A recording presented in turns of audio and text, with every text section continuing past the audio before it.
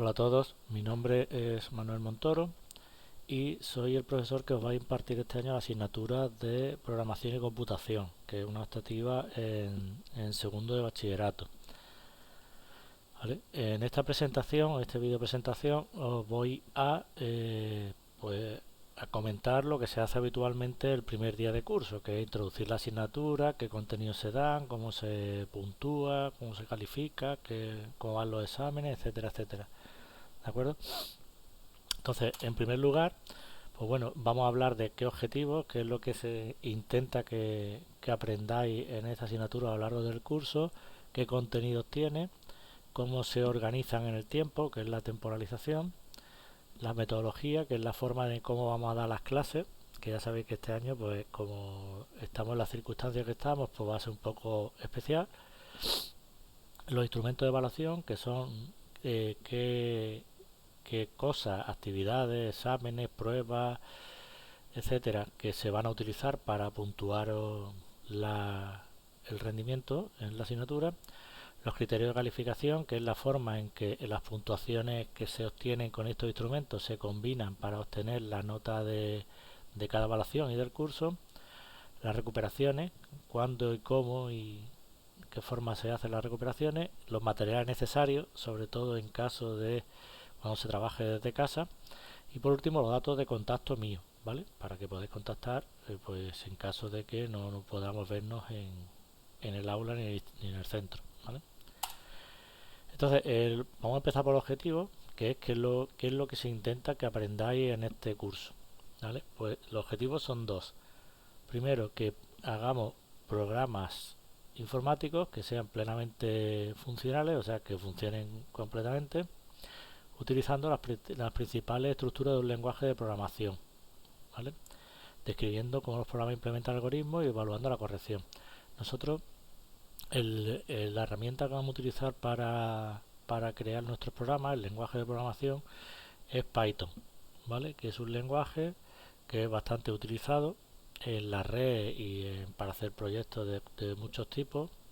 Principalmente se utiliza en inteligencia artificial y es un lenguaje muy sencillo de trabajar porque es interpretado, no requiere una instalación complicada, se puede hacer pruebas directamente en la línea de comando sin tener que hacer unos procesos complicados que otros lenguajes como Java, por ejemplo, necesitan para poder poner en marcha un programa. Total, que es bastante sencillo, a la par que es bastante potente.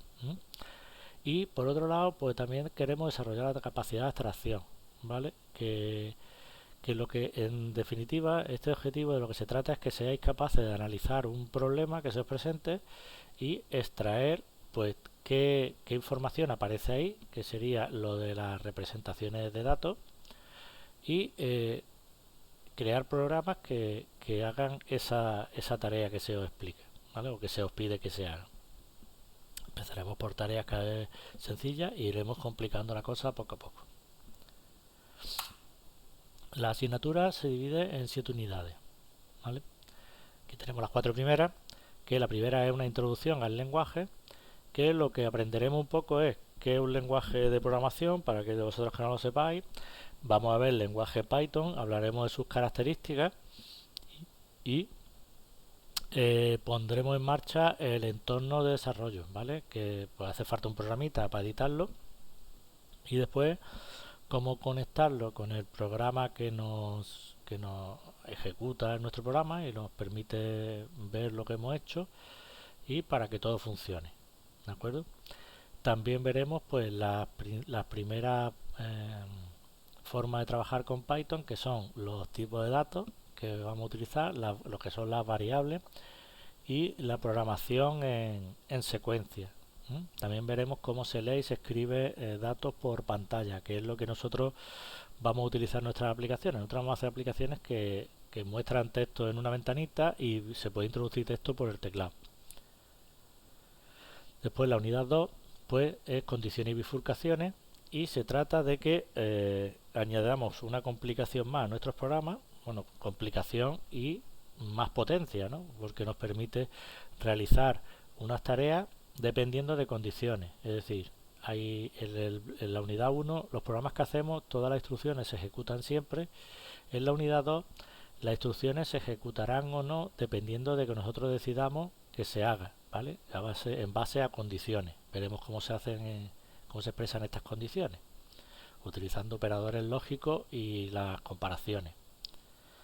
Después, en la unidad 3 veremos los ciclos, que es otra estructura de la programación que permite repetir un conjunto de instrucciones una serie de veces, ¿vale? Esta estructura es muy potente y sin ella pues realmente no es difícil hacer programas útiles, ¿no? Porque si un programa nada más que hace una secuencia, aunque tenga saltos, pero siempre lo hace más o menos lo mismo. Se salta cosas, pero más o menos siempre hace lo mismo. Con los ciclos conseguimos que un programa esté funcionando un rato y haga muchas tareas, ¿vale? Entonces con las tres unidades, las tres primeras, digamos, cubre lo que es la programación básica. Y después, a partir de la unidad 3, pues vamos a ver ya herramientas que nos permiten ya hacer programas más útiles y más complejos. En la unidad 4 vamos a ver los subprogramas, que es simplemente una manera de crear nuestras propias instrucciones. De esta forma podemos diseñar programas más grandes a base de hacer nosotros nuestros propios bloquecitos que después podemos usar desde otra parte del programa, ¿vale? No os preocupéis si no entendéis lo que os estoy explicando, porque vamos, esto es una cosa visto a vista de pájaro, ¿no? Entonces, cuando vayamos detallando o viendo cada una de las unidades, pues ya veremos su razón y cómo funciona, etcétera, ¿vale? Pues paso a paso, no hago bien antes de tiempo. La unidad 5 son los tipos de datos complejos, que aquí ya vamos a utilizar variables ya más complicadas, las que hemos utilizado las que utilizamos hasta esta unidad. Simplemente pueden mantener un dato simple, un numerito, un texto. Aquí ya se hacen datos que son compuestos, es decir, datos compuestos de datos, ¿vale? Bueno, por ejemplo, una lista. Una lista es un dato, pero que lo que tiene a su vez es un montón de componentes, que son las partes que forman la lista, ¿vale? Pues eso lo veremos. También veremos los diccionarios. La unidad 6 vamos a ver manejo avanzado de cadenas, que ya lo hemos utilizado desde la unidad 1, pero aquí vemos el uso más avanzado, es decir, cómo hacer manipulaciones ya más complicadas, sacar parte de cadenas, cambiar de mayúscula a minúscula, etcétera.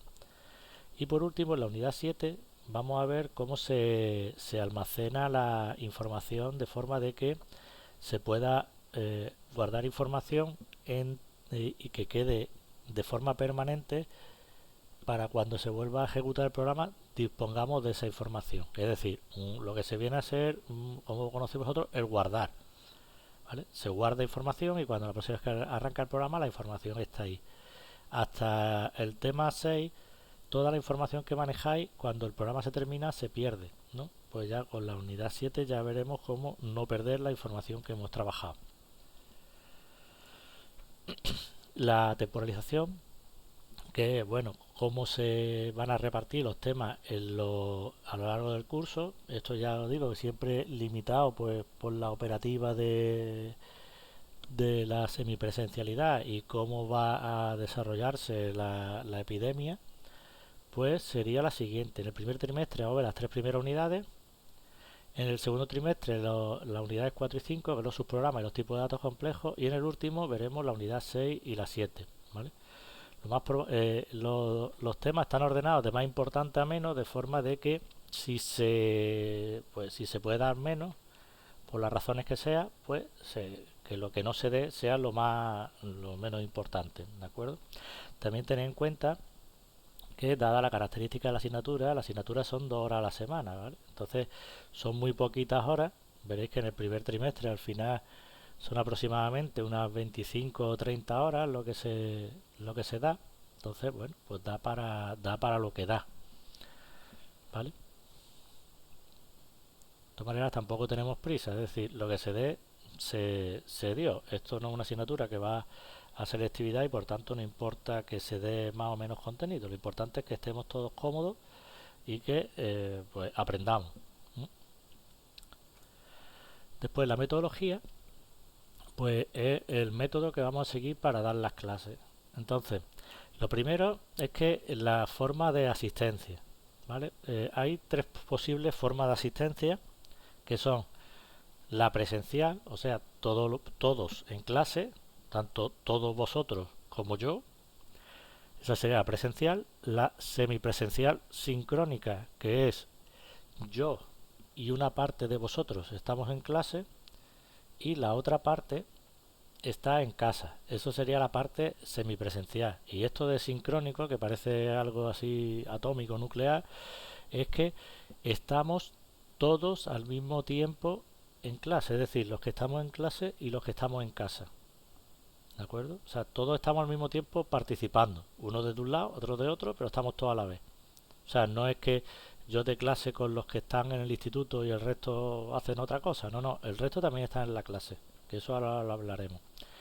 Y por último, la modalidad última, que sería la totalmente online, que esta ocurriría en caso de que pues nos vuelvan a confinar como pasó en marzo del año pasado, ¿vale? Entonces en ese caso tendríamos que ir a modalidad totalmente online y todo el mundo en su casa. La modalidad presencial ocurriría en caso de que pues, mejore la situación de la pandemia y pues nos volvamos a hacer un curso relativamente normal como otro año. No creo que se dé, es poco probable, pero bueno, hay que contemplar que pueda ocurrir.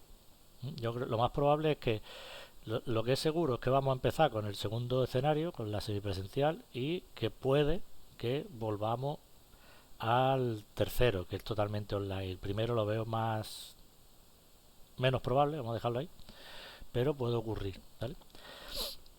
El segundo punto es muy importante. En todos los casos se seguirá el mismo horario de clase. ¿Esto qué quiere decir? Pues que nosotros vamos a tener 2 horas a la semana, ¿vale? Y estas 2 horas son las horas que están en vuestro horario de clase. Eso significa que los alumnos que estén en el centro y yo nos iremos al aula que tenemos de informática y estaremos allí dando la clase. Y los que no, o sea, los que estáis en vuestra casa, os tendréis que conectar online para seguir la clase en ese momento.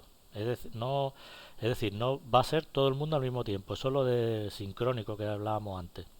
Entonces no se va a hacer como ocurrieron en algunos cursos el año pasado, de que se pone una tarea y se va haciendo a lo largo de la semana y se entrega cuando quiere, etcétera, etcétera. No, no.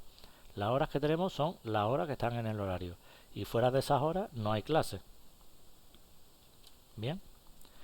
Entonces, ¿y cómo se trabaja esto? Pues para trabajar esto, lo primero es que para comunicarnos con aquellos de vosotros que estéis en casa en un día determinado, ¿vale?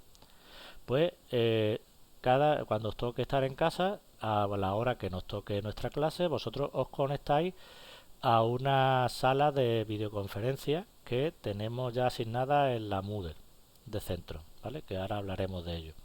Entonces vosotros llegáis a vuestra hora, por ejemplo, imaginaros que la clase es de 10 y cuarto a 11 y cuarto, para los 10 y cuarto llegáis, os conectáis a la Moodle, si no estáis ya conectados, entráis en mi curso y entráis en la sala de videoconferencia. Yo, entre las 10 y cuarto y las 10 y 20, o sea, unos 5 o 10 minutos, más o menos, ¿no? Así dentro de lo razonable, pues entre que bajamos, nos colocamos, en fin, no se sabe muy bien cuánto va a haber de retraso, pero bueno, aproximadamente entre 5 y 10 minutos desde que me inicie la clase, yo voy a pasar lista tanto a los que están presentes como a los que están online, ¿vale? Y me tenéis que responder. Si no me respondéis, yo considero que no estáis presentes y os pongo falta, aunque aparezcáis conectados. ¿De acuerdo? Y también en un momento dado yo puedo preguntaros o hablar con vosotros a través de la videoconferencia a lo largo de la clase y tenéis que estar disponibles, tenéis que estar atentos, ¿vale? Aunque estéis haciendo la tarea, una actividad o lo que sea, tenéis que estar escuchando y si se os pregunta tenéis que responder. En el caso de que yo haré muestras aleatorias y en el caso de que alguien no me responda, a ver, de una forma prudencial, esto es, yo pregunto y si no repito y si a lo mejor repito otra vez, ya lo que no voy a estar es toda la hora preguntando por Pepito, por Manolito. Si no me responde, pues yo considero que se ha conectado y se ha ido y pues le pongo una falta, ¿vale? Eso tenéis cuidado con eso porque se va a llevar bastante estricto este año y las faltas van al pase y incluso puede acarrear expulsiones. Después, en la videoconferencia, para ahorrar recursos, en principio no sería necesario la utilización de vídeo. O sea, la conferencia lo que vamos a utilizar es el sonido. Los materiales os los pondré en vídeo offline, o sea, por YouTube principalmente. Y, y los materiales que os ponga, documentos, etcétera, luego no vamos a utilizar vídeo. O sea, yo no creo en las clases transmitidas por vídeo. ¿De acuerdo? Entonces, el, solamente haría falta el audio. En algún caso concreto, pues no sé, ahora mismo no se me ocurre la razón, pero podría ser, pues se podría activar el vídeo tanto por mi lado como por el vuestro, ¿vale? O también puede ocurrir que se comparta el escritorio para que yo pueda ver algo que estáis haciendo o vosotros podáis ver algo que yo estoy haciendo para que yo os muestre, ¿no? Pero en principio solamente sería audio. Así no hace falta utilizar mucho ancho de banda o mucha wifi de la poca que podáis tener, ¿vale? También es importante que todos los alumnos, y aquí son todos, tanto los de casa como los que estén en el aula conmigo, se tienen que conectar al curso de la Moodle, ¿vale? Uno pues desde su casa, otro desde allí, pero todos conectados. Y el que no está conectado se supone que está faltando también y se puede poner una falta de asistencia.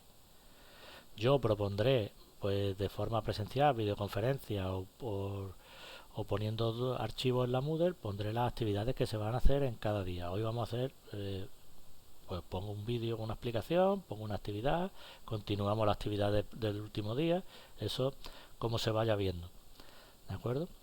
Y una cosa importante, y esto lo voy a llevar a rajatabla, es que las actividades tienen un plazo de entrega y ese plazo hay que cumplirlo de forma estricta.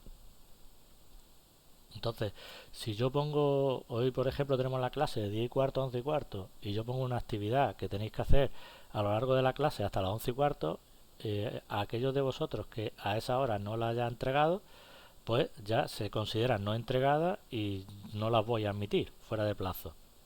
Se queda sin entregar, ¿vale? Si en caso de que ocurra fallo técnico, porque esa es otra excusa que se puede arguir, que no, es que me he quedado sin conexión, el ordenador se me ha colgado, etcétera, etcétera. Pues eso me lo tienen que justificar vuestros padres, es decir, no, es verdad que al chico o a la chica se le cayó la wifi y no pudo y tal.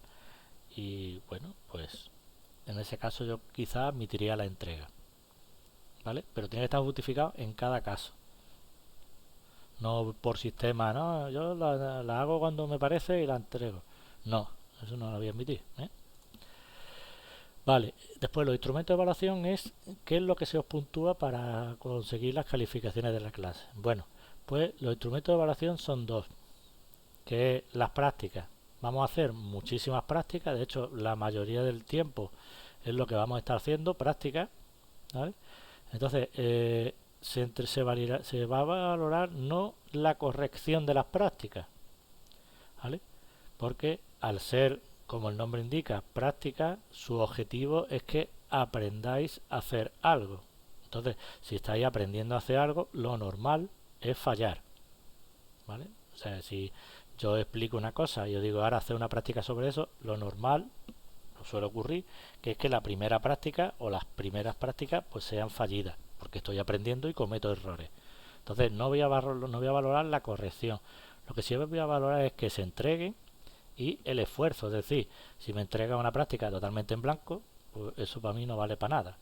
Si me entrega una práctica que está medio hecha, pero tiene algún fallo, pero se ve que se ha intentado hacer, pues eso ya lo valoro yo. ¿De acuerdo? Entonces yo con eso valoraré las prácticas. Ya os digo, no es necesario que las prácticas estén 100% correctas. Si lo están, estupendo. Pero no es necesario. ¿Mm? Y después los exámenes, que los exámenes, yo los llamo exámenes, pero realmente son unas pruebas prácticas, es decir, es como las prácticas que vais a hacer diarias, pero con algún matiz, es decir, son teóricamente pruebas un poco más largas, ¿vale? De 1 hora de duración, se hacen en el centro, Eso es importante. Las prácticas, los exámenes se hacen siempre en el centro. En el caso de que estuviéramos totalmente online, pues ya se vería qué se haría. Pero en principio las prácticas, los exámenes se hacen en el centro, lo cual puede implicar que haya dos exámenes, uno para un día y otro para otro, ya que como no vais a estar siempre, nunca, mejor dicho, todo a la vez en el centro, pues habría que hacerlo en dos turnos. Entonces pues se pueden poner dos exámenes. Y una cosa importante es que realmente es como, lo tenéis que tomar como que es una práctica grande, es decir, se va a usar siempre en los exámenes las cosas que se han visto en las prácticas pequeñas. O sea que si sabéis hacer las prácticas pequeñas, no tenéis que tener ningún problema para hacer la práctica grande. ¿De acuerdo? Y entonces se hará un examen por cada tema. Cada tema se hace un examen. ¿De acuerdo? ¿Y cómo se combina esto para hacer las notas? Pues se va a hacer una media ponderada. No tengo todavía muy claro el porcentaje, pero estoy barajando un 20-80. Quiero decir, las prácticas valen un 20% y los exámenes valen un 80%. ¿Vale? Se hace la media de los exámenes. Perdón, sí, se hace la media de las prácticas de un tema, se hace la media y se calcula el 20%. Y a eso se le pone el 80% y se le mete en la nota del examen y con eso es la nota de la unidad. Y así pues y con eso, con las notas de las unidades, voy haciendo la media. ¿De acuerdo? Esto os lo pondré más detallado en la Moodle y os lo enviaré por correo y estará en la página web en cuanto tenga la fórmula exacta. ¿Vale? Una cosa importante es que yo para la calificación de las evaluaciones yo no tomo, como hacen otros compañeros, profesores, yo no tomo solo las unidades que se han dado en ese trimestre, sino que tomo todas las unidades que se han impartido o que habéis recibido desde el inicio de curso hasta que termina el trimestre. ¿Vale? Y con eso hago las medias. ¿Eso qué significa? Pues el lenguaje llano significa que si, por ejemplo, si se cumpliera la temporalización que yo he dado, en la primera evaluación, la calificación de la primera evaluación sería la nota combinada, la media de las tres unidades que se dan, la 1, la 2 y la 3. ¿Vale? Eso sería la nota de la primera evaluación. En la segunda evaluación, la nota sería la media de las unidades 1, 2, 3, 4 y 5. ¿Vale? O sea, de todas las que se han dado desde el inicio del curso hasta ese momento. No solo las 4 y las 5, que es lo que se ha dado en la segunda evaluación, sino todo. Y por último, pues la nota de la tercera sería la media de todas las unidades que se hayan dado en lo largo del curso. Que si todo va bien, pues sería de las 7 unidades. ¿De acuerdo? Entonces, eso es para que la nota refleja el estado actual del curso. Es decir, si tú eres capaz si tú vas mejorando, pues la nota te va subiendo. ¿Vale? En principio, las notas deberían de ser buenas porque los exámenes no son muy complejos, pero bueno, hay de todo. Vale, pues estos criterios yo lo publicaré en la Moodle como en la página web, ya os lo diré y diré que ya están puestos y vosotros los podréis consultar en cualquier momento. Vale, igual que voy a poner esta presentación cuando la termine de grabar este vídeo. Las recuperaciones, pues las recuperaciones se van a hacer en cada trimestre, excepto en el primero, se hacen recuperaciones del trimestre anterior. O sea, en el segundo trimestre se hacen recuperaciones del primero y en el tercer trimestre se hacen recuperaciones del segundo. Y se hacen al inicio del trimestre. ¿Vale? Y se hacen por unidad. Es decir, tú has suspendido la unidad 2 solo, pues se hace una recuperación de la unidad 2. ¿Vale? Pero tienes que tener suspenso. Si no la tienes suspensa, no recupera.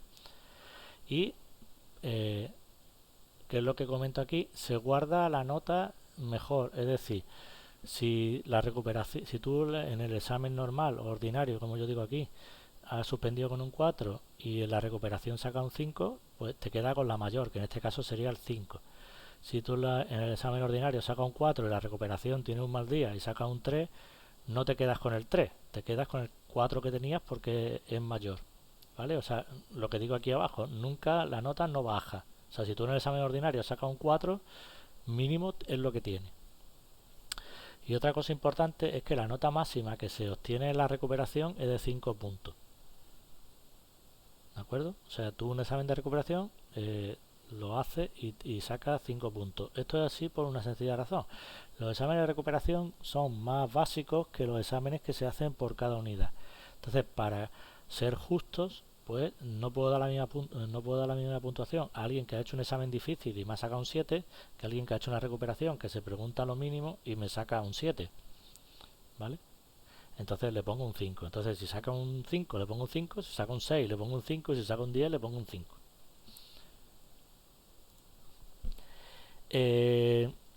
Y los materiales, ¿qué materiales vamos a necesitar?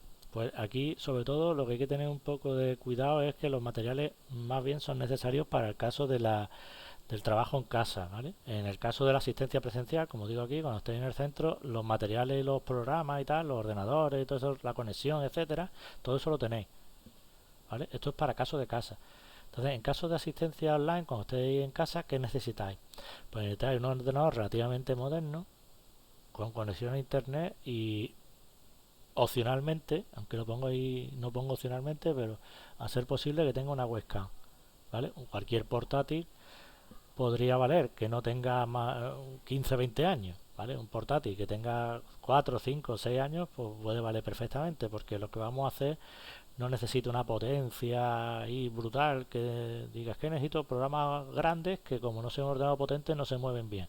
No, ¿vale? Vamos a trabajar con programas relativamente pequeños y no necesitamos mucha potencia de cálculo. Eh, si en caso de que tuviéramos que hacer videoconferencia se puede utilizar un smartphone, que yo doy por supuesto que eso sí que tenéis todos uno, ¿vale? No hace falta que tampoco que sea un gama alta, cualquiera vale, aunque tenga una cámara de selfie, con eso ya nos vale. La máquina tiene que tener Windows 7 o superior, que lo suyo es que tenga el Windows 10, que es lo que me imagino que tendréis la mayoría de vosotros, pero vamos, que si alguno tiene el Windows 7 no hace falta que se actualice.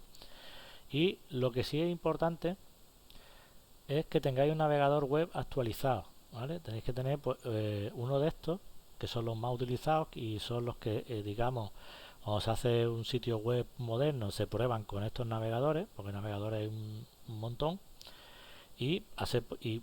por favor que sean de las últimas versiones, o sea, no me vale nada que tenga el Firefox de hace 10 años, ¿vale? Esto es porque las aplicaciones que hay web pues utilizan JavaScript y HTML moderno y si el navegador no lo soporta pues no se ve bien, ¿vale?